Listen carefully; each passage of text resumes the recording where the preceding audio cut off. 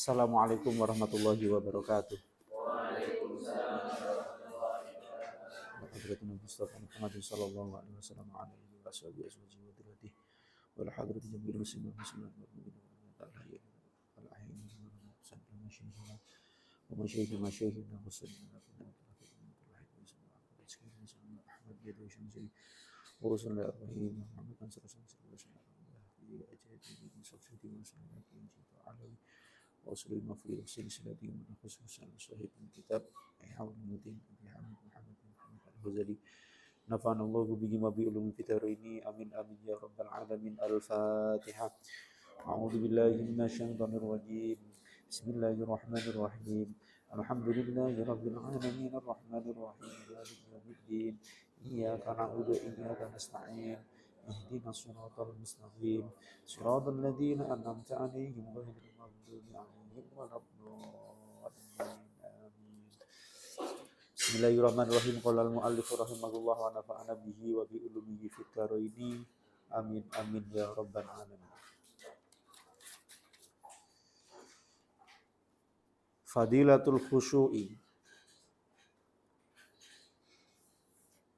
Ai hadhihi tegese utawi iki iku fadilatul khusyu'i, keutamaane khusyuk, keutamaane khusyuk. Wala wasdahu sapa Allahu Gusti Allah. Wala wasdahu sapa Allahu Gusti Allah taala halim luhur sapa Allah. Dawuhe wa aqimis sholata li dzikri ing dawuh wa aqimis sholata li dzikri.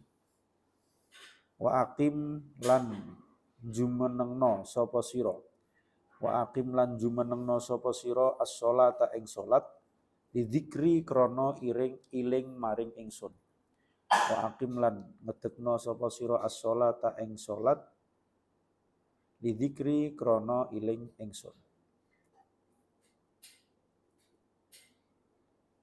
Maqala lan ngendika sapa Kanjeng Nabi alaihi salatu wassalam.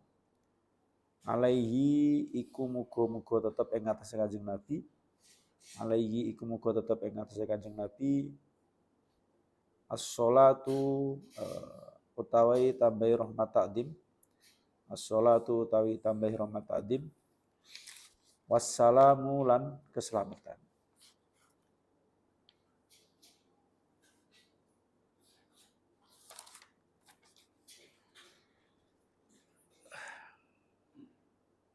Ngendika innamas sholatu tamaskunun wa tawadduun ing ngendikan innamas sholatu tamaskunun wa tawadduun ila akhiri.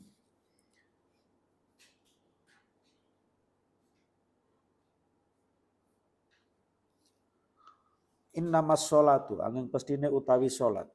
Innamas sholatu angin pestine utawi salat. Iku tamaskunun ketenangan. Iku tamaskunun ketenangan. Wa tawadduun lan tawaddu. Wa tawadduun lan tawaddu wa tadurrun lan DP. Wa tadurrun lan DP.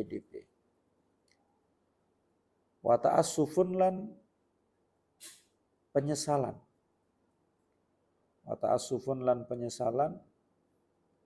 Wa nadamun lan tegese penyesalan. Wa nadamun lan tegese penyesalan.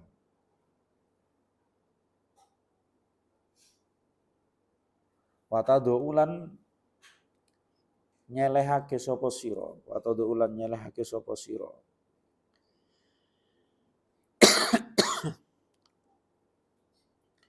Wa tadaulan nyelehake sapa sira.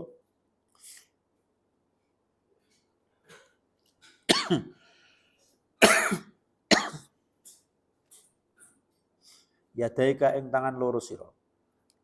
Yadaika ing tangan loro sira. Fatakulu mongko ngucap sapa sira. Fatakulu mongko ngucap sapa sira.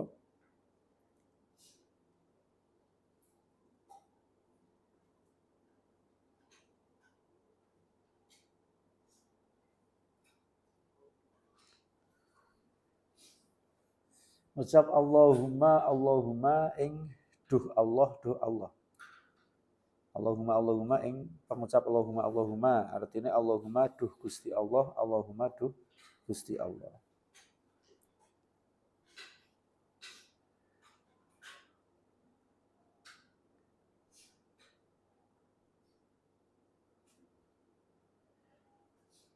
Faman mongko ta sapa wonge. Faman mongko ta sapa wonge iku lam yaf'al ora agawe sapa man.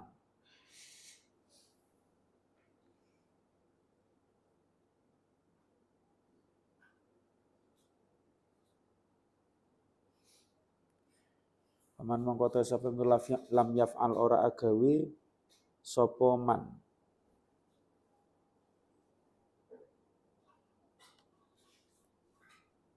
Fahia mongko utawi salat iku khidajun kurang iku khidajun kurang.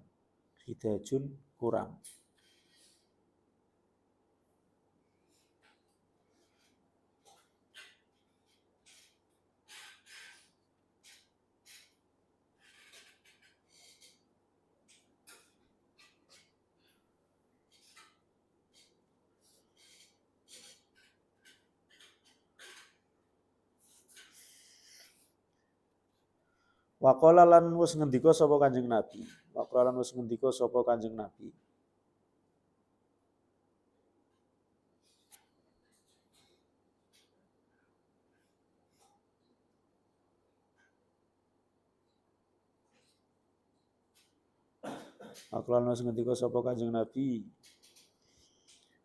Alaihi iku muga tetep ing atase Kanjeng Nabi.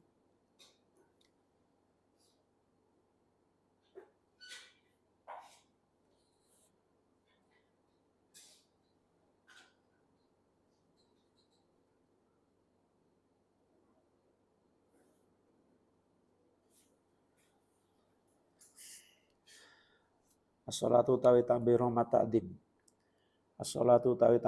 ta'dim wassalamu lan tambahi keselamatan.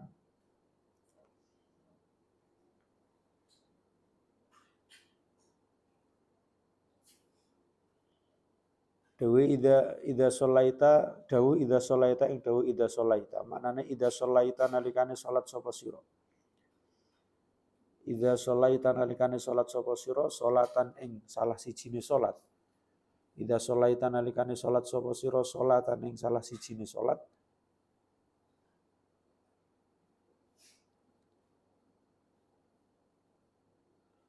Fasolli mongko salata sapa sira. Fasolli mongko salata sapa sira salata muwaddiin ing salate wong kang perpisahan.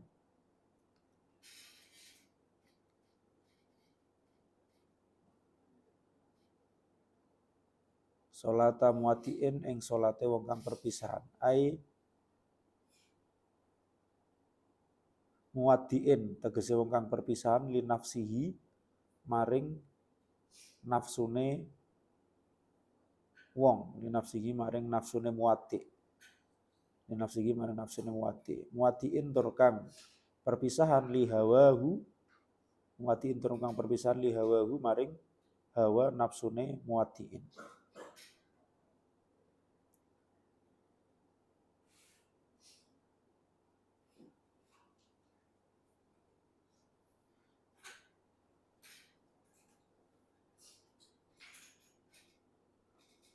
Sairin hale wong kang keri utawa sekabehane sairin hale sekabehane ila maulahu perpisahan ila maulahu maring bendarane muwaddi.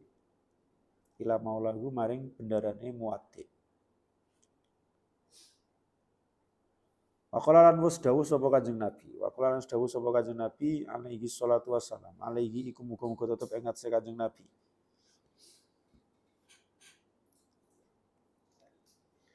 As-sholatu tawi tambe rahmat ta'dim wassalamu lan keselamatan. As-sholatu tawi tambe rahmat ta'dim wassalamu lan keselamatan.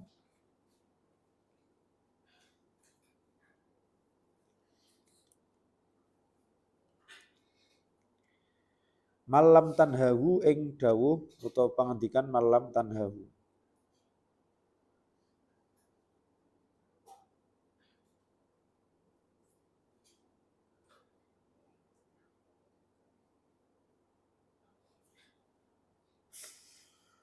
Manutai sapa wonge iku lam tanha ora nyegah.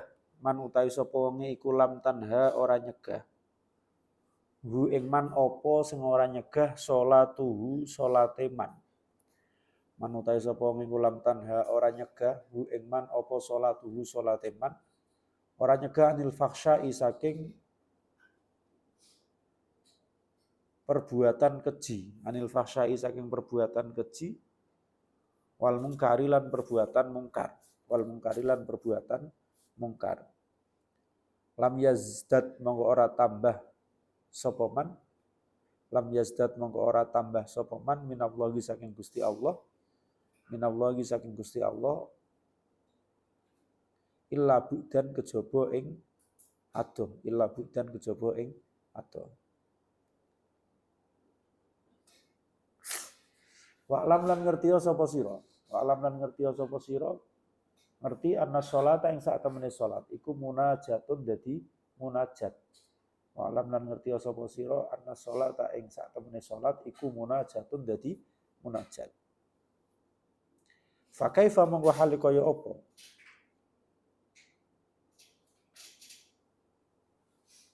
Fa kaifa mongko hale kaya apa? Tamakkana bisa hasil apa munajat? Tamakkana bisa hasil apa munajat ma'al ghuflati sartane lali, ma'al ghuflati sartane lali.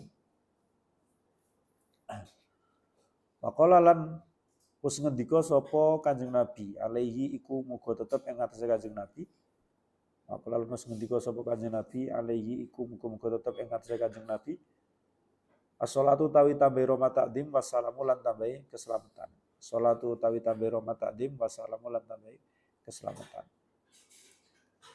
Dawu la yandurullahu ila sholatin lam yahdurir rajulu fiha qalbahu ma'a badanihi ing dawuh la yandurullahu ila sholatin ila akhirih. Maknane la yanduru ora ningali, ora mirsani sapa Allah Gusti Allah. La yanduru ora mirsani sapa Allah Gusti Allah ila sholatin maring salat. Ora mirsani ila sholatin maring salat, salat sing lam yahdur. Lam yahdur ora hadir. Lam yuhdir, ahdoro yuhdiru, lam yuhdir. Kang ora ngadirake sapa ar-rajulu wong lanang. Lam yuhdir kang ora ngadirake sapa ar-rajulu wong lanang fiha ing dalem salat, fiha ing dalem salat ora ngadirake qalbahu ing atine rajul, qalbahu ing atine rajul ora ngadirake ma'a badanihi sartane awake rajul, ma'a badanihi sartane awake rajul. Wa kana lan ono sapa Ibrahim Nabi Ibrahim. Wa kana lan ono sapa Ibrahim Nabi Ibrahim alaihi salatu wassalam. Alaihi iku muga-muga tetep ing atase Nabi Ibrahim as-sholatu utawi tambahi rahmat ta'dim. As-sholatu utawi tambahi rahmat ta'dim wassalamu lan tambahi keselamatan. Idqoma iku ing dalem nalikane jumeneng sapa Nabi Ibrahim.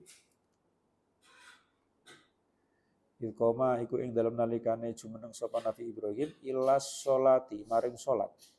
Ilas sholati maring salat.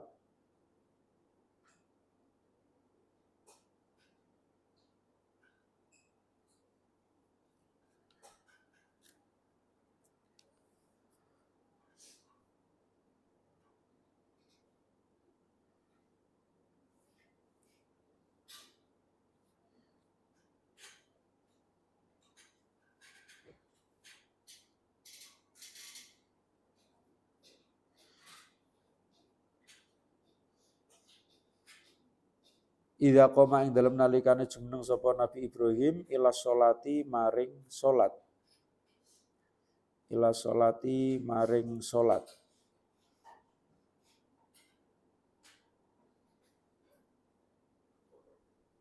Sumi'a mongko den krungu.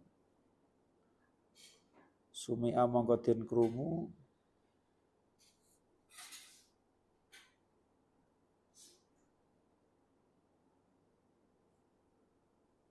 Apa wajibu qalbihi?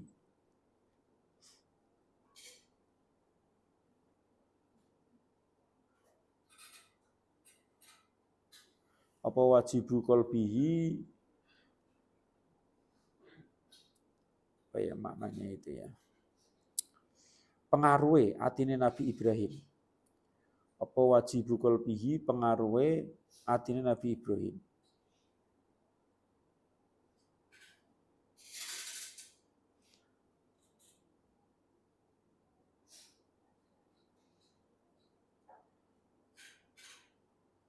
Min milaini.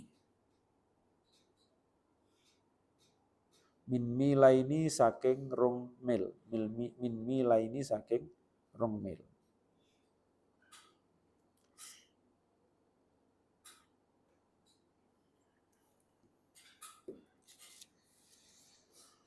Di dalam melaksanakan sholat itu kita harus semaksimal mungkin melaksanakannya secara khusyuk.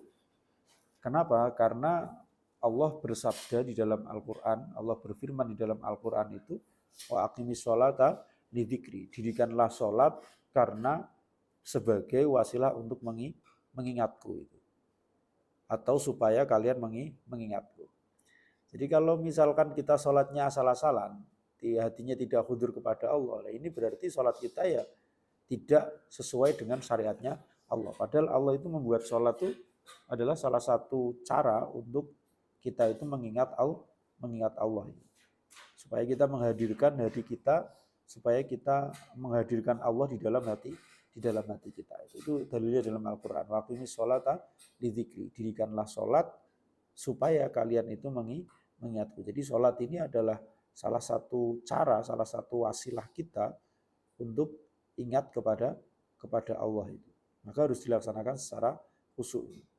Dan Rasulullah juga bersabda jika sholat itu adalah tamaskunun, wa tawadu'un, wa tadurru'un, wa ta'asufun, wa nadmun.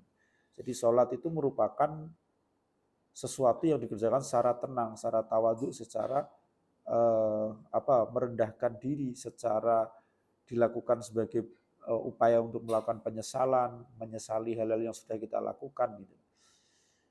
Dan kemudian kita mengucapkan dalam sholat itu banyak sekali Allahumma, banyak sekali doa. Nah, orang yang tidak melaksanakan sholat dengan cara yang seperti itu ya, tidak tenang, tidak khusyuk, tidak tawadhu, tidak melakukan penyesalan, kemudian tidak mengucapkan Allahumma, tidak berdoa kepada Allah, fahiya khidajun, maka sholatnya itu termasuk sholat yang kurang. Kalau sholatnya kurang itu bagaimana? Nah, kalau sholatnya kurang ya kemarin itu sebagaimana sabdanya Rasulullah gitu ya, seseorang itu besok akan diukur yang pertama kali itu adalah sholatnya. Kalau sholatnya diterima maka seluruh amalnya juga akan diterima. Tapi kalau sholatnya itu tidak diterima maka seluruh amalnya itu juga tidak diterima. Nah, kalau sholat kita itu kurang, ya kita termasuk, bahkan di hadis yang lainnya itu dikatakan aswa'un nas sarikotan man saroko min sholatih. Itu orang yang orang pencuri, manusia pencuri yang paling buruk itu adalah orang yang melakukan pencurian di dalam sholat, yaitu orang-orang yang tidak melaksanakan sholatnya secara sempurna. Itu ancaman bagi orang-orang yang sholatnya itu kurang. Nah, sholatnya kurang itu tidak hanya kalau di dalam tasawuf ya. Mungkin kalau di dalam fikih itu ya yang penting syarat rukunnya dilaksanakan itu sah. Tapi kalau dalam tasawuf makanya dulu itu di dalam awal-awal kitab ini itu dikatakan jika ilmu syariat itu hanya membahas tentang sah dan tidaknya suatu ibadah. Tapi kalau ilmu tasawuf, ilmu makrifat itu membahas tentang diterima dan tidaknya suatu ibadah. Jadi sah itu belum tentu diterima. Sah itu belum tentu diterima oleh Allah itu. Ya. Kalau diterima oleh Allah itu sudah pasti sah. Sudah pasti sah. Karena syarat untuk diterima itu yang pertama ya sah dulu. Makanya orang kalau belajar itu harus bertingkat. Sebelum masuk kepada pembelajaran tasawuf itu harus belajar syariat terlebih dahulu. Kalau tidak didasari dengan syariat ini biasanya agak nabrak-nabrak. orang-orang kayak gitu. Nah, sing penting sholat sing ngerti ditompo dan orang ini sopor niat sing penting ya niat kayak gitu. Padahal semua itu ada aturannya. Lalu kalau cuma sholat yang penting sholat, padahal sholat itu hadisnya itu dikatakan apa namanya itu sallu kama ra'aitumuni usolli. Ajarannya Rasulullah seperti itu, syariat itu. Ya, kita diminta untuk sholat sebagaimana Rasulullah itu sholat. Nah kalau Rasulullah sholat itu harus dengan suci pakaian, suci badan. Nah ini ada orang sholat kok tidak dengan bersuci. Atau dia tidak paham tentang babakan bersuci. Tidak paham tentang apa namanya itu bab bersuci itu. Sehingga dia tidak tahu jarinya luka, terus kemudian dibungkus pakai hansaplas, tapi dia ketika melaksanakan wudhu, melaksanakan sholat itu, hansaplasnya tidak dibuka. Ada hansaplas di anggota wudhu tapi tidak dibuka. Sehingga airnya tidak bisa sampai itu secara syariat saja itu sudah tidak sah. Apalagi diterima kan kayak gitu. Maka belajar itu ada tahapannya. Jangan langsung enak tasawuf nih ya. Tasawuf itu kan pelajaran hati. Pelajaran hati itu biasanya itu mudah menyentuh karena emosional gitu kan. Yang dijelaskan itu banyak emosinya. Tapi kalau syariat itu yang dijelaskan itu banyak logika. Banyak logika sehingga orang berpikir itu lebih apa ya? Lebih berat daripada harus memahami dengan menggunakan perasaan karena pada dasarnya manusia itu memiliki perasaan gitu loh, memiliki perasaan yang apa ya, hatinya itu lembut gitu loh, hatinya itu lembut itu. Dan mudah dibolak-balik, yang jelas hati itu mudah dibolak-balik. Tapi kalau orang disuruh belajar syariat yang itu logika, kita harus menghafal, kita harus menganalisis, nah itu berat itu. Banyak yang tidak kuat. Makanya banyak orang yang kemudian itu lompat. Orang perlu syariat-syariatan yang penting ngaji makrifat, ngaji tasawuf. Akhirnya ya banyak yang salah kaprah juga, banyak yang kemudian menjadi apa ya, bukan radikal. Kalau radikal itu mungkin karena terlalu syariat banget jadinya radikal. Tapi kalau tanpa syariat kemudian tasawuf itu kadang-kadang itu menjadi liberal pemahamannya itu. Pemahaman terhadap agama, terhadap hidup itu menjadi liberal itu. Nih. Jadi lompat-lompat, cara berpikirnya akan lompat-lompat. Maka belajar itu harus urut gitu ya, harus urut. Memang syariat itu dikatakan di dalam kitab ini di awal-awal dulu itu syariat itu penting karena untuk mempelajari, untuk menilai sah dan tidaknya suatu amal ibadah. Tapi kalau tasawuf ini sudah di atasnya, dia sudah pada tataran menilai diterima dan tidaknya suatu sholat. Nah sama seperti ini, berdasarkan hadis Rasulullah ini ya, kalau sholat itu tamas kunun, tawaddu'un, tadurru'un, ta'assufun, nadmun gitu ya. Meskipun sholat itu secara syariat mungkin sudah sudah memenuhi sudah syarat rukunnya sudah terpenuhi gitu ya. Tapi kalau famal lam yaf'al fahiya khidajun. Kalau orang itu tidak melakukan kekhusyuan, tidak ada ketenangan di dalam sholatnya, tidak ada penyesalan di dalam sholatnya, tidak ada kerendahan diri dalam sholatnya, maka fahiya khidajun, maka sholatnya adalah kurang. Kalau sholatnya kurang itu ya, hadis yang kemarin dikatakan fa'in wujidat tammatan kubilat minhu wasairu amali wa in wujidat naqisotan. Kalau sholatnya itu kurang, ruddat alaihi wasairu amali, maka sholatnya itu akan tertolak dan seluruh amalnya itu akan tertolak. Meskipun secara syariat dia itu adalah sah. Secara syariat adalah sah. Nah itulah tasawuf itu. Orang kalau belajar tasawuf itu tidak akan mudah untuk kemudian merendahkan orang lain. Bisa jadi kita lebih paham fikih, kita lebih tahu cara melaksanakan sholat, sah dan tidaknya itu seperti apa. Tapi kalau hati kita kemudian tidak hudur kepada Allah, tidak ada ketenangan dalam sholat, tidak ada penyesalan dalam sholat, tidak ada kerendahan hati di dalam sholat itu. Mungkin dibandingkan dengan orang yang suruh menjelaskan, misalkan menyebutkan rukunnya sholat, dia tidak bisa. Tapi dia mengikuti imam, sholatnya imam dan hatinya itu hudur. Bisa jadi yang diterima yang itu. Bukan kita yang yang sudah hafal fikih dan juga yang lain itu tidak. Hafal fikih tapi kalau tidak ada kehuduran hati di dalam sholat, tidak ada kekhusyuan. Kalau dalam hadis ini fahiya khidajun. Kalau khidaj itu artinya nakisot. Ya ketika nakisot itu rudat tertolak gitu ya. Sholatnya itu tertolak wasairu amali dan seluruh amalnya juga akan tertolak itu. Maka orang yang belajar tasawuf itu tidak akan mau menilai orang lain. Karena dia akan sibuk mengkoreksi dirinya. Kalau orang syariat tuh biasanya senang menilai itu. Wah, ini sholatnya orang bener ya, rukuknya kurang lurus, sujudnya kurang ini. Karena emang dohir yang dinilai gitu. Hukum itu berbicara hitam putih itu. Hukum itu berbicara hitam putih. Tapi kalau sudah pada tataran makrifat gitu ya, tingkatan di atasnya tasawuf itu berbicara tentang kecintaan, berbicara tentang rasa, berbicara tentang hati gitu, berbicara tentang hati. Ya ada plus minusnya ya, ada plus minusnya. Makanya tadi kalau saya itu untuk bisa belajar tasawuf itu, untuk bisa memahami tasawuf dengan benar itu, ya kita harus tahu syariatnya terlebih dahulu. Makanya di sini itu kan sebelum ada fadilah-fadilah khusyuk dan juga yang lainnya, itu kan kita diajarkan untuk bagaimana sholat yang benar, bagaimana bersuci dengan benar. Jadi ada dasar-dasar syariatnya, bukan terus kemudian mengajarkan tentang tasawuf tiba-tiba kayak gitu tuh enggak itu. Ya, sebenarnya tasawuf yang benar itu kayak gitu. Makanya dulu itu kenapa beberapa golongan teman-teman kita itu menolak tasawuf kayak gitu ya, tidak suka dengan ilmu tasawuf ini. Enggak tahu karena bayangan mereka tuh, saya dulu itu waktu kuliah S1, waktu mata kuliah akhlak tasawuf atau apa mata kuliah saya lupa itu. Sekarang kayaknya namanya akhlak tasawuf ya.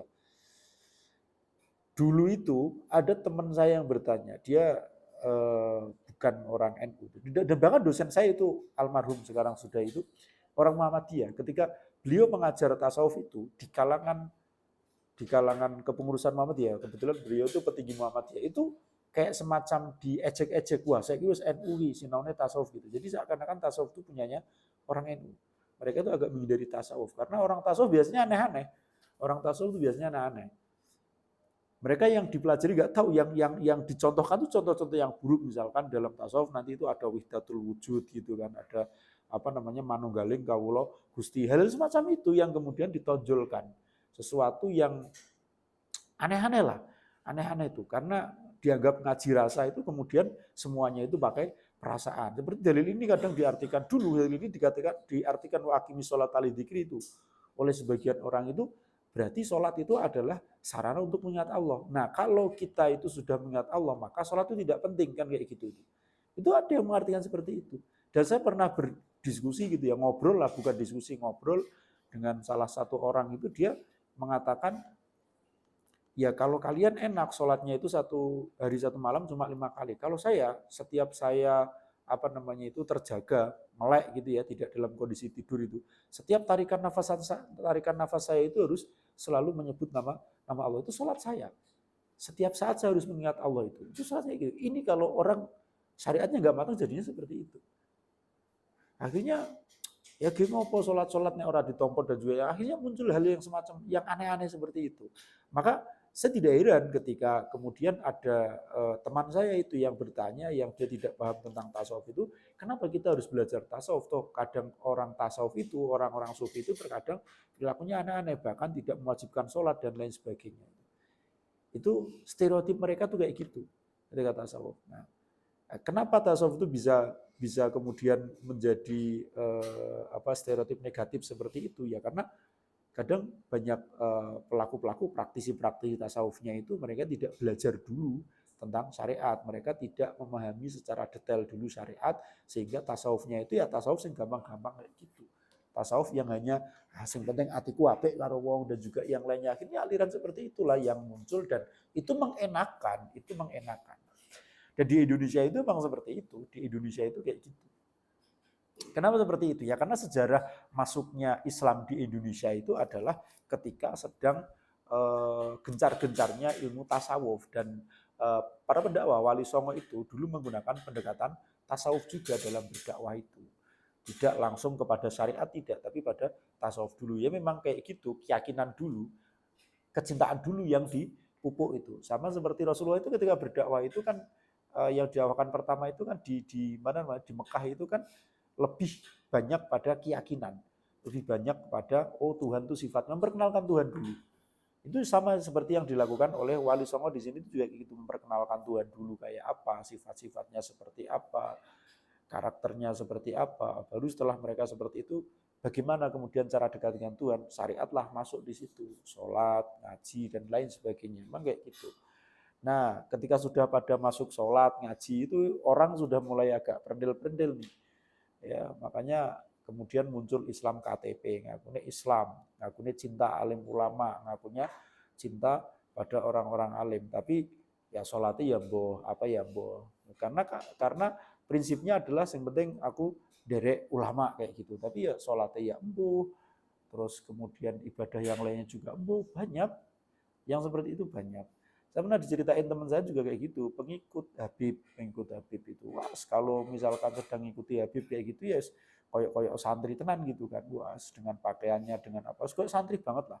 Kok santri banget. Tapi waktu puasa apa mancing sama teman saya itu ya karo udah tudut, karo ngesteh dan juga yang lain itu diceritain teman saya benar-benar ada fenomena seperti itu dan banyak orang-orang seperti itu. Nah, itu biasanya aliran-aliran yang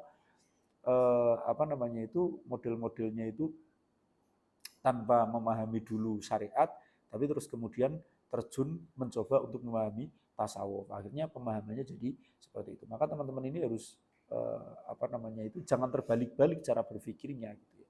Jangan terbalik-balik berpikirnya. Untuk bisa sholat itu diterima, ya kita harus laksanakan syariat. Syariatnya itu seperti apa?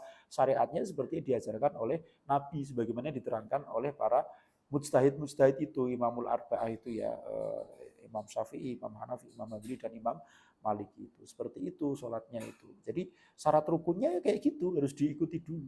Kalau syarat rukunnya kok tidak diikuti, bagaimana kemudian sholat itu bisa diterima? Sah saja belum, apalagi untuk diterima kan ya.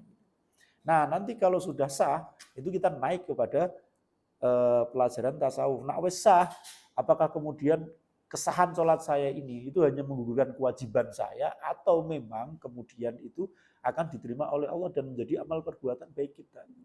Nah, di situ peran tasawuf itu untuk menganalisis apakah indikator-indikator yang ditunjukkan oleh satu ibadah itu menunjukkan kalau ibadah tersebut itu diterima oleh Allah ataupun tidak. Ini sebenarnya hanya indikator saja. Kita juga nggak bisa memastikan gitu. Tasawuf itu juga tidak bisa memastikan dia diterima atau tidak, karena itu prerogatifnya Allah gitu kan.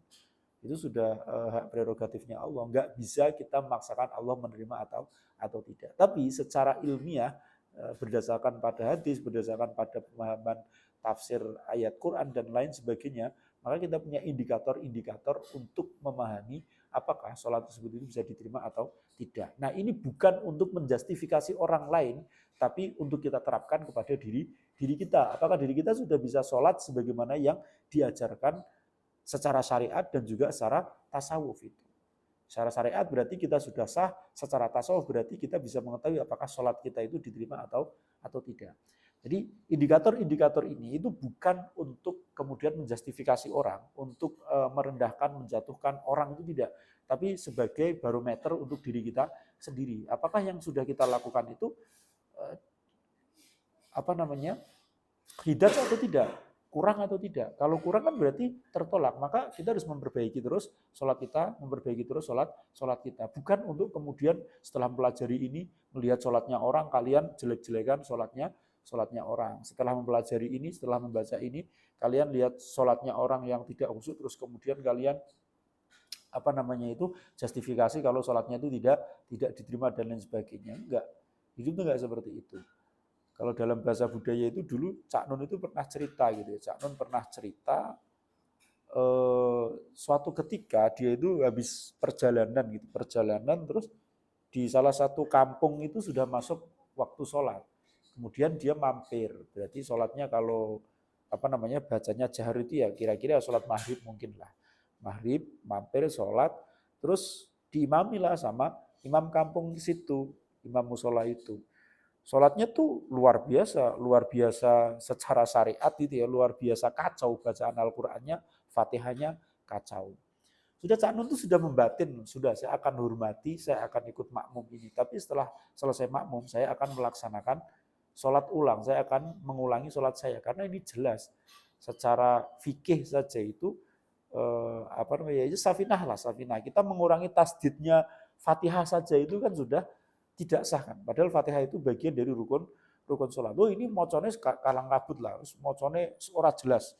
Secara ilmunya Cak Nun itu, ini moco Qur'annya salah kabeh. Fatihahnya ora fasih ya berarti ora sah. Dia mengulang. Nah, ketika imam itu salam gitu, salam, imam itu salam gitu ya. Salam yang kedua sebelum baca wiridan itu, dia itu langsung nengok ke belakang dan bilang sama rombongannya Cak Nun, Gusti Allah we ora protes kok awakmu protes. Padahal hanya membatin itu seakan-akan imamnya itu tahu kalau Cak Nun itu tidak terima dengan sholatnya orang ini mau apa namanya mengulang sholatnya gitu karena dianggap jamaahnya tidak sah karena imamnya baca Al-Qur'annya nggak benar gitu kan. Itu langsung dia ngomong kayak gitu. Ini sebenarnya itu bukan ingin menunjukkan kalau ada orang yang sakti dan juga yang ini enggak. Kadang orang menangkapnya itu salah, kadang seakan-akan Cak Nun ceritanya itu berlebih-lebihan, mesti ceritanya ono wong sing padahal maca Qur'ane koyo ngono tapi kok kemudian memiliki kelebihan untuk membaca hati orang dan juga enggak. Pesan moralnya tidak di situ. Pesan moralnya itu adalah kita tidak boleh menjustifikasi ibadahnya seseorang. Karena untuk yang berhak untuk menjustifikasi itu hanya Allah Subhanahu wa taala. Itu hak prerogatifnya Allah. Sudah, kalau misalkan kita bisa mengingatkan baik-baik ya kita ingatkan dengan baik-baik. Tidak usah terus kemudian itu sok-sokan punya ilmu sedikit terus kemudian di apa namanya itu digunakan untuk menjustifikasi orang. Ya terkadang orang yang kita justifikasi dia lebih dekat dengan Allah gitu, daripada kita. Sehingga itu pesan moralnya. Pesan moralnya itu kita jangan mudah menjustifikasi orang lain, apalagi orang yang tidak kita kenal. Ya kalau mau mengingatkan ya ingatkan dengan cara yang baik itu. Seperti saya dulu itu pernah dengar cerita gitu ya, dengar cerita kalau tidak salah dari Pak Yai saya ini. Ada orang melakukan wudhu. Wudhu ini orang karang genai pokoknya kalau wudhu itu kan salah satu rukunnya wudhu kan tertib. Tertib itu berarti mendahulukan yang dahulu mengakhirkan yang akhir. Lalu wudhu ki aneh. Pokoknya membasuh muka terus rambut misalkan. Terus kemudian telinga, terus kemudian kaki, terus kemudian terakhir tangan. Misalkan. Pokoknya wudhunya kacau. Di situ ada Sayyidina Hasan dan Husain melihat itu. Melihat wudhunya seorang. Nah, ini wudhu kayak ngono bener apa enggak gitu kan. Orang jelas lah wudhunya, jelas salah itu. Secara syariat jelas salah kan. Akhirnya Sayyidina Hasan itu sama Sayyidina Husain itu punya strategi gitu ya. Punya cara untuk mengingatkan supaya orang ini tadi itu tidak tersinggung. Tidak terus kemudian ditegur, Pak wudhumu salah itu, yang ngajarin siapa dan juga yang enggak seperti itu. Kemudian Sayyidina Hasan itu menyuruh Sayyidina Husain untuk wudhu dengan cara yang persis dilakukan oleh orang itu tadi. Sayyidina Husain kemudian mempraktekkan wudhu itu. Praktekkan wudhunya bapak ini yang salah tadi itu, yang tidak ada tertibnya itu. Terus, nah ini acting gitu kan. Terus kemudian Sayyidina Hasan itu menegur, Dek, kalau wudhu nggak seperti itu salah, itu wudhu yang salah, wudhu itu harus tertib. Nih lihat saya wudhunya. Terus kemudian ikuti saya ya. Terus ikuti, terus Sayyidina Hasan itu wudhu dengan cara yang benar. Akhirnya orang ini tadi yang melihat itu, dia merasa mendapatkan pencerahan tanpa tersinggung sama sekali. Karena yang diingatkan adalah adiknya sendiri yang notabene dia wudhunya itu disuruh menirukan bapaknya. Akhirnya bapaknya ini jadi, oh kula nggih anu nyuwun diajari bahasa Jawanya gitu ya. Kula nggih nyuwun diajari wudhu sing leres niku pripun. Wudhu sing leres niku akhirnya diajari gitu. Cara mengingatkan orang tuh kayak gitu. Ya memang kita diminta oleh Rasul itu balighu ani walau ayat, sampaikan apa yang datang dariku meskipun hanya satu ayat, meskipun hanya apa ya hal kecil gitu. Tapi itu juga memerlukan apa namanya itu memerlukan strategi.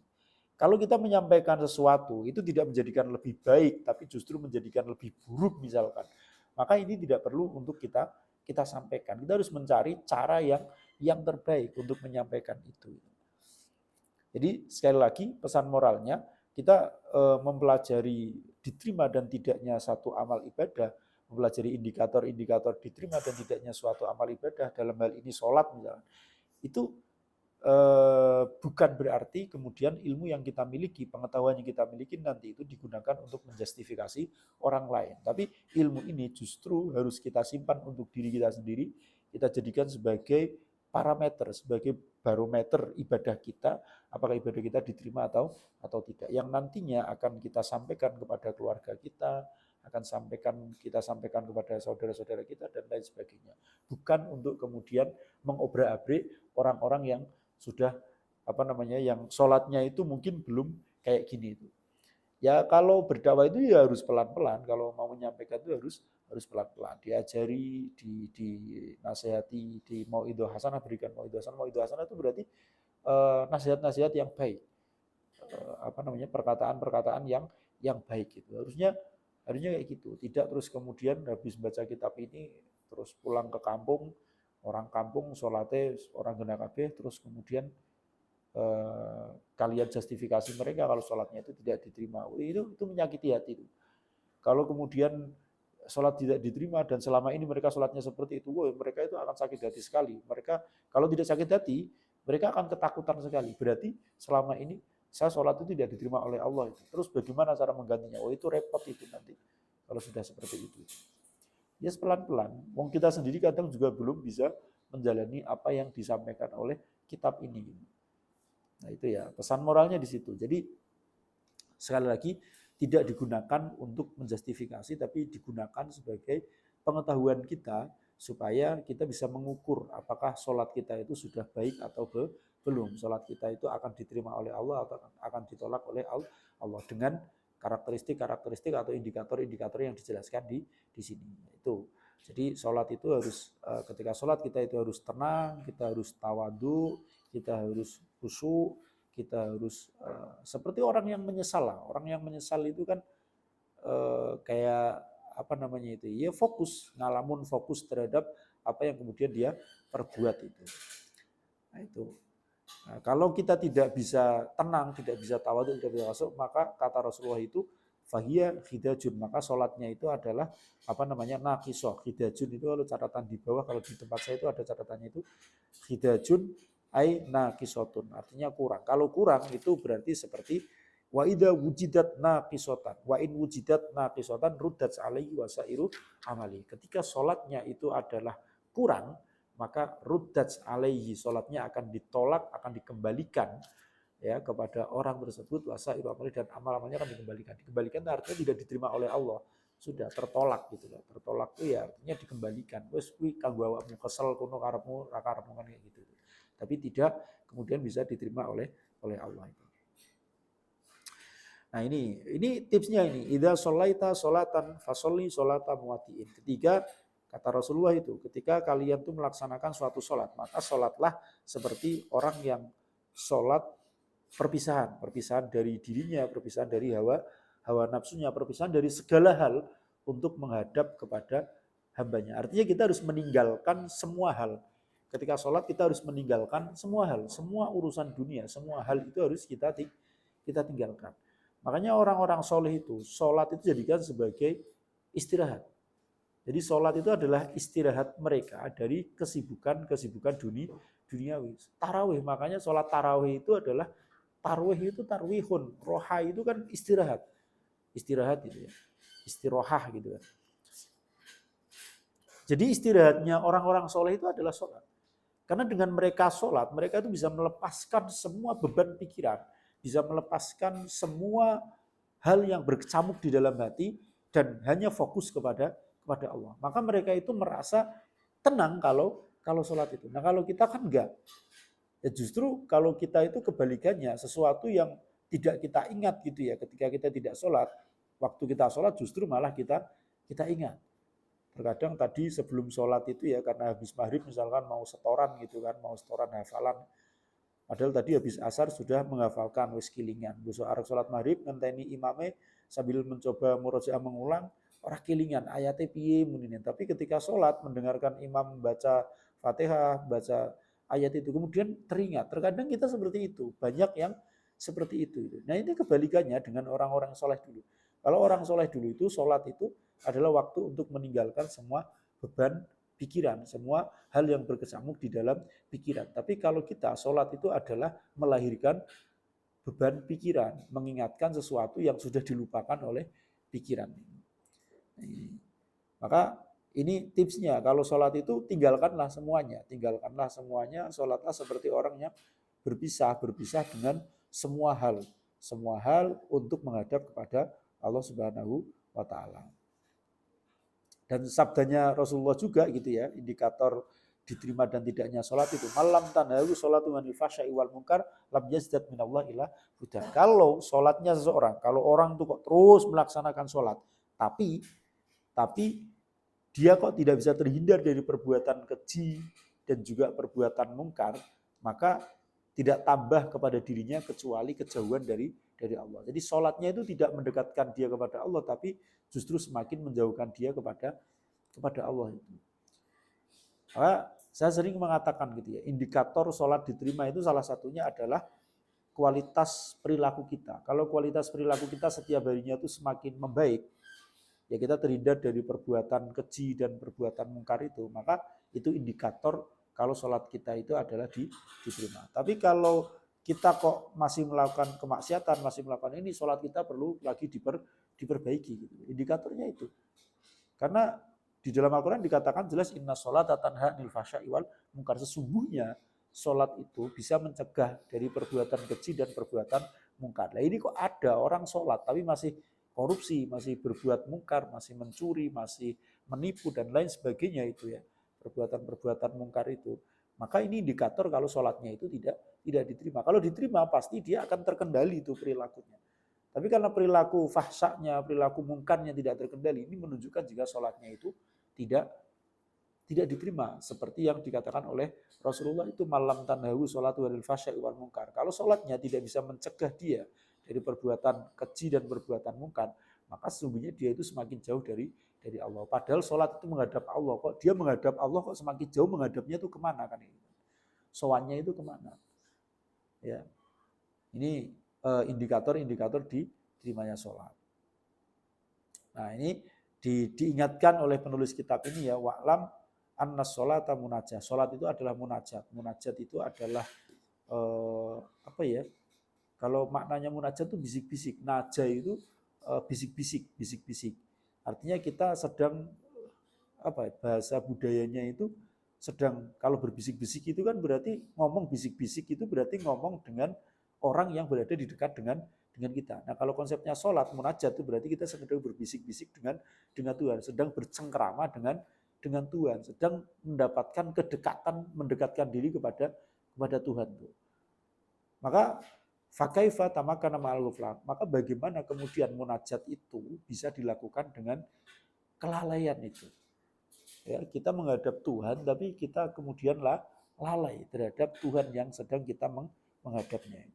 Nah ini anomali gitu ya, sesuatu yang tidak normal, harusnya seperti itu. Karena sholat itu adalah salah satu bentuk munajat, maka kita harus lakukan itu secara baik, secara khusyuk, jangan dilakukan secara ghaflah. Meskipun kita saat ini belum bisa menjalani itu gitu ya, belum bisa mencapai pada tingkatan itu, tapi kita harus berupaya sekuat tenaga untuk melaksanakan sholat ini supaya tidak ma'al ghaflah, tidak disertai dengan kelalaian. Dan Rasulullah bersabda, la yandurullahu ila sholatin lam yahdurir rajulu fiha qalbahu ma'abadani. Kata Rasulullah itu, Allah itu tidak akan melihat sholat seseorang yang tidak bisa menyatukan gitu ya, tidak bisa mengintegrasikan antara hati dan juga badannya. Awalnya sholat, badannya sholat, tapi hatinya entah kemana. Nah itu sholatnya jangankan diterima, dilihat Allah saja itu tidak. Dalam hadis ini dikatakan kayak gitu. Orang yang ketika dalam sholat kok hatinya itu melayang-layang, pikirannya kemana-mana, meskipun dia itu melakukan gerakan-gerakan sholat itu, kata hadis ini itu jangankan diterima oleh Allah, dilihat oleh Allah saja itu tidak. Kalau Allah sudah enggan melihat, bagaimana kemudian sholat kita itu akan diterima oleh Allah Subhanahu wa taala. Nah, ini ada satu statement gitu ya, bahwasanya Nabi Ibrahim itu ketika sholat itu maka efeknya itu bisa sampai 2 mil itu ya. Jadi apa namanya itu ya, hatinya gitu ya, suara hatinya itu bisa terdengar sampai bermil-mil, sampai 2 mil. Saking khusyuknya gitu ya.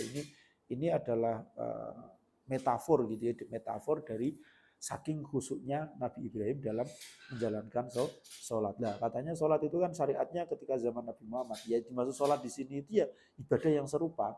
Mungkin sholatnya Nabi Ibrahim dulu memang tidak seperti sholatnya kita ya saat ini itu.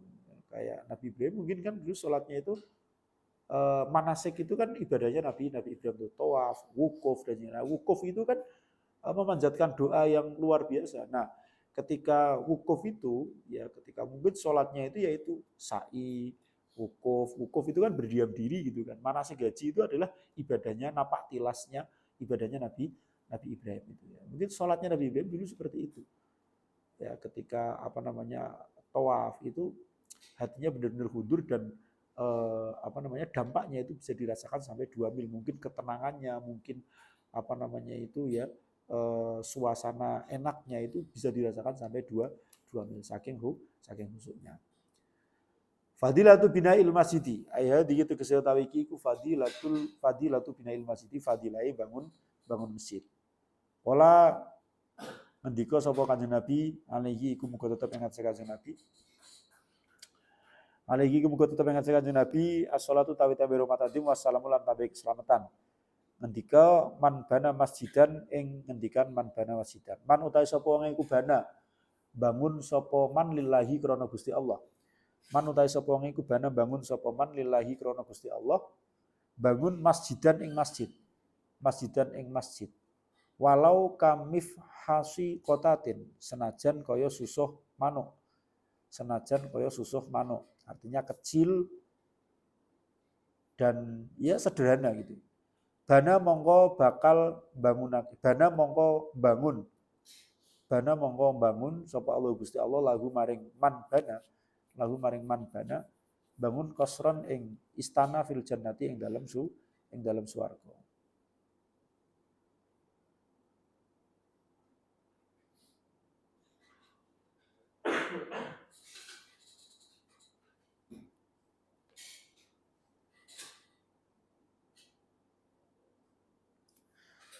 Ya. Jadi orang yang membangun masjid meskipun sangat-sangat sederhana atau sangat-sangat kecil gitu. Ini mubalaghah gitu ya, mubalaghah bagi sebagian ulama mifhasi kotatin itu ya. Bangun masjid yang bahkan sekecil itu yang bahkan tidak bisa digunakan untuk sholat itu ya, mifhasi kotatin itu kan apa namanya sangkar burung itu ya. Sangkar burung itu kan sangat kecil dan sangat sederhana sekali itu. Ya, kotoh itu burung yang seperti burung sebesar burung merpati yang dia biasanya itu rumahnya itu tidak di atas pohon tapi di gua-gua itu dia menggali tanah untuk kemudian jadikan sebagai tempat bersembunyi gitu ya, atau tempat berlindung, tempat untuk tidur, untuk istirahat itu. Itu kotoh itu. Nah, meskipun bangun masjid secara sederhana itu, maka nanti Allah itu akan membangunkan masjid yang bangun masjid, membangunkan apa? Istana di surga. Nah, kalau Ivan Gunawan ini sedang apa namanya itu memiliki program membangun 99 masjid atau 100 atau berapa itulah banyak. Jadi satu masjid itu satu istana, dia punya istana banyak di sana itu. Kalau menurut hadis ini. Tapi ini harus ada analisis lebih lanjut ini. Ini kalau kemudian kita menjelaskannya itu hanya seperti ini saja itu, nanti pada akhirnya itu akan terjadi sesuatu yang mungkin agak merepotkan ke belakangnya. Coba bayangkan kalau misalkan seperti orang-orang dulu itu ketika memahami wakaf itu ya wakaf masjid. Tanah diwakafkan untuk masjid, tanahnya sudah segitu tok, mentok dan lain sebagainya. Sehingga di dalam fikih, dalam bahasul masail itu tanah yang dibangun untuk masjid tidak boleh sedikit pun dibangun untuk kamar mandi dan juga yang lainnya itu. Karena memang dia wakafnya untuk masjid. Nah, sedangkan tanah di sekitarnya itu sudah miliknya orang semua. Nah, ini kan merepotkan warga. Pada akhirnya ketika warga ingin mengembangkan apa namanya itu, ingin membangun tempat wudhu atau tempat ini supaya kalau terawih di masjid nggak perlu pulang ke rumah dan juga yang lain, ini nggak bisa, susah gitu. susah. Ini menyusahkan orang juga ini kayak gitu. Sehingga kalau membangun masjid itu ya harus disiapkan sesuatu yang kemudian nanti akan bisa menghormati masjid ini, jangan diserahkan kepada warga ini. Seperti kebanyakan sekarang kan kayak gitu. Pokoknya yang penting aku wakaf. Nanti ada genteng rusak, ada apa, warga yang urunan dan juga yang lainnya itu.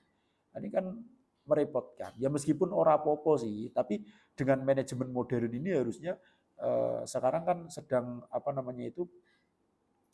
banyak sekali DKM gitu ya, Dewan Kemakmuran Masjid dan juga lain sebagainya itu. Maka di manajemen modern ini kalau misalkan mewakafkan masjid, wakafkan juga secara produktif. Ini misalkan saya tanah 1 hektar ini, tidak semuanya untuk masjid. Tapi yang untuk masjid adalah di bagian sini. Di bagian sini nanti akan saya bangun ruko, akan saya sewakan. Di bagian sini nanti akan saya bangun kamar mandi, akan saya bangun apa. Sehingga nanti hasil dari kamar mandi, parkir, ruko, ini bisa digunakan untuk merawat masjid. Jadi masyarakat yang ditinggali masjid itu, yang diserai untuk mengelola masjid itu, dia tidak akan terbebani dengan merawat masjid ketika ada catnya yang sudah mulai mengelupas, ada gentengnya sudah mulai bocor, itu sudah bisa tercover dengan dana wakaf itu sendiri gitu. Artinya kayak gitu, memberikan pemahaman kepada masyarakat seperti itu. Jangan terus kemudian ya memang benar pahalanya besar itu ya, bangun masjid itu akan dibangunkan oleh Allah itu satu istana di surga.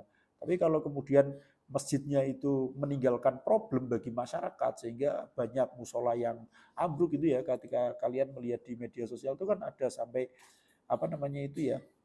konten kreator yang dia itu kontennya itu membersihkan masjid terbengkalai, musola terbengkalai. Lah itu tanggung jawabnya gimana masyarakatnya itu? Nah itu karena mungkin pewakafnya atau apalah yang orang yang meninggalkan itu tidak meninggalkan sesuatu yang digunakan untuk mengelola itu. Dia hanya jaga keturunannya, anak cucunya. Padahal anak cucunya nanti sudah tidak hidup di desa itu. Sehingga dan dia tidak punya kepedulian terhadap apa yang ditinggalkan oleh orang tuanya. Kalau ada yang punya kepedulian sih masih bagus itu. Kayak misalkan di tempat saya itu ya, mbah saya dulu itu mewakafkan musola gitu. Sampai sekarang paman-paman saya itu masih peduli dengan musola itu. Masih diurusin. Piye caranya supaya musolanya itu tetap bisa digunakan untuk beribadah karena memang ini tinggalan dari orang tua. Nah, enggak semua anak tuh kayak gitu, enggak semua anak cucu itu kemudian punya pemikiran yang seperti itu. Nah, kalau kayak gitu kan yang disusahkan siapa? Yang disusahkan adalah masyarakat. Maka ketika wakaf itu kalau menurut saya sekarang wakaf yang efektif itu adalah wakaf produktif gitu. Wakaf produktif. Karena masjid sudah banyak dan lain sebagainya. Wakaf produktif kalau kemudian hasil wakafnya itu digunakan untuk mengelola masjid. Rekening masjid seluruh desa ini yang nanggung adalah lembaga yang mengelola wakaf itu. Wah, itu juga sama seperti orang yang memakmurkan masjid kan ya. Jadi berpikirnya lebih modern ya. Maka lan wis dawuh sapa Gusti Allah taala halimulu sapa Allah. Ini diskusi berarti ya. Inna buyuti fi ardi al masajid. Inna buyuti sak temene piro-piro omah ingsun fi ardi ing dalam bumi ingsun iku al masajid piro-piro masjid. Inna buyuti sak temene piro-piro omah ingsun fi ardi ing dalam bumi ingsun iku al masajid piro-piro masjid. Wa inna zuwari lan sak temene piro-piro tamu ingsun. Wa inna zuwari lan sak temene piro-piro tamu ingsun fiha ing dalam buyuti fiha ing dalam buyuti iku sukanuha. Iku sukanuha piro-piro wong kang anteng ana ing dalam masjid. Wong kang anteng ing dalam masjid. Wa umaruha lan wong kang piro-piro wong kang makmurke masjid. Fatuba mongko bejo li abdin kedue kawula tato haro kang resik-resik utawa sesuci sapa abet. Tato haro kang wis sesuci sapa abet fi badi ing dalem omahe abet tumazaro tumuli teko sapa abet ni ing ingsun fi baiti ing dalem omahe ingsun. Sumazaro tumuli berkunjung ya, berkunjung ziarah utawa nekani ning ingsun fi baiti ing dalem omah ingsun. Fahakun mongko nyoto alal mazuri ing atase wong kang den kunjungi. Fakun mongko nyoto alal mazuri ing atase wong kang kunjungi ayyukrima arep yen toh mulyaake. Arep yen toh mulyaake sapa mazur zairahu ing wong kang ngunjungi mazur. Dikata Allah dalam hadis qudsinya, rumah-rumahku di dunia itu adalah masjid-masjid. Ya, tamu-tamuku di dalam rumahku itu adalah orang yang tenang, sukan itu tinggal di masjid, tinggal itu artinya sering datang ke masjid, wa umaruha dan orang-orang yang makmurkan masjid. Jadi DKM Dewan Kemakmuran Masjid, terus kemudian orang-orang yang datang ke masjid itu adalah tamunya Allah itu. Maka fatu bali abdin tatawari fi baiti tsumma zalun fi baiti. Maka beruntung sekali orang yang dari rumahnya mereka sudah bersuci kemudian mengunjungi aku di rumahku, artinya pergi ke masjid itu. Karena nyata fahakun gitu ya, nyata jika orang yang dikunjungi itu memuliakan orang yang mengunjungi. Jadi orang yang menjadi tamunya Allah, orang yang berkunjung ke rumah-rumahnya Allah itu pasti akan dimuliakan oleh Allah itu. Maka rajinlah kalian untuk pergi ke masjid. Wa qalalan dawuh sapa kanjeng Nabi, ngendika sapa kanjeng Nabi alaihi salatu wasalam. Alaihi muga tetep ingat saya kanjeng Nabi. As-salatu tawi tadi wassalamu tambahi keselamatan. Idza ra'aitum nalikane weruh sapa sira ar-rajula ing wong lanang. Idza ra'aitum ing dalem nalikane weruh sapa sira ar-rajula ing wong lanang yakhtaru kang milih sapa rajul al-masjida ing masjid. Yakhtaru kang milih sapa rajul al-masjida ing masjid fasyhadu mongko neksenano sapa sira kabeh.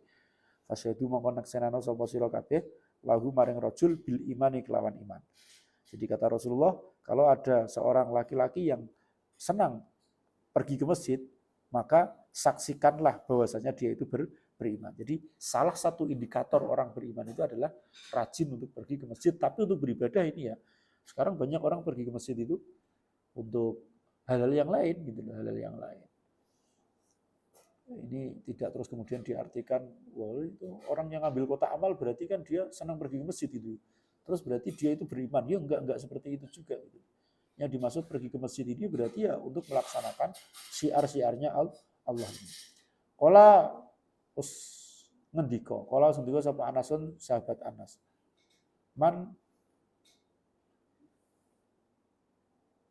Man usarrija atau man asroja, man utasama asroja. Madangi sapa man sirojan kelawan lampu. Sirojan kelawan lampu fil masjid ing dalam masjid. Man utai sapa iku sarija atau asroja madangi sapa man sirojan kelawan lampu fil masjid ing dalam masjid.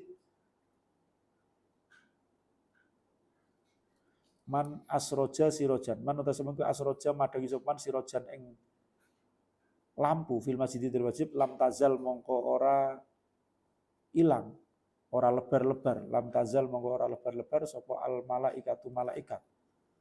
Lam tazal lan ora lebar-lebar sapa al malaikatu malaikat wa hamalatul arsilan malaikat kang nggawa ars wa hamalatul arsilan malaikat kang jaga utawa kang manggul ars. Ora lebar-lebar yastaghfiruna padha njaluke ngapura. Sapa malaikat wa hamalatul arsi yastaghfiruna. Ora lebar-lebar iku yastaghfiruna.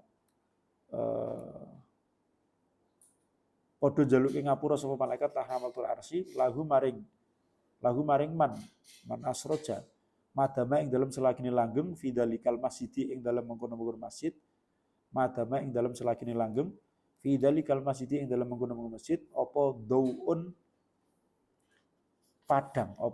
padang utawa cahaya. Jadi kata Sayyidina Anas itu, sahabat Anas itu, kalau ada orang yang menaruh lampu di masjid, atau apa ya, membuat masjid itu bercahaya gitu ya, bercahaya dengan lampu itu, maka selama cahaya itu ada, malaikat yang membawa ars itu senantiasa memintakan ampunan kepada orang tersebut. Nah, sekarang kalau konteksnya sekarang itu ya mungkin berarti bukan berarti kita terus membelikan lampu itu tidak. Misalkan rekeningnya masjid itu kita yang tanggung. Masjid itu habisnya berapa, tiap bulannya kita yang tanggung rekening listriknya. Maka ya itu konteksnya sama. Konteksnya berarti kita itu memberikan cahaya kepada masjid supaya masjid itu itu nyaman dan bisa digunakan untuk beribadah meskipun di malam hari. Kita tanggung rekening listriknya atau misalkan ya kayak gitulah. Kalau konteksnya sekarang kayak gitu. Kalau zaman dulu kan tidak ada rekening listrik ya, penerangan itu kan menggunakan lampu minyak gitu loh. Sehingga dulu ya orang menyumbangkan lampu minyaknya, terus kemudian mengisi minyaknya. Nah kalau sekarang itu ya dengan cara kita membayari rekening listrik dari masjid tersebut. Maka selama masjid tersebut itu bisa listriknya itu masih bisa nyala, lampunya masih bisa nyala, maka selama itu malaikat dan para penunggu arsy, penjaga arsy itu senantiasa memintakan ampun kepada orang tersebut itu. Faslu fi kaifiyatil amali dhahirati minas sholati wallahu a'lam bissawab. Terima kasih. Assalamualaikum warahmatullahi wabarakatuh.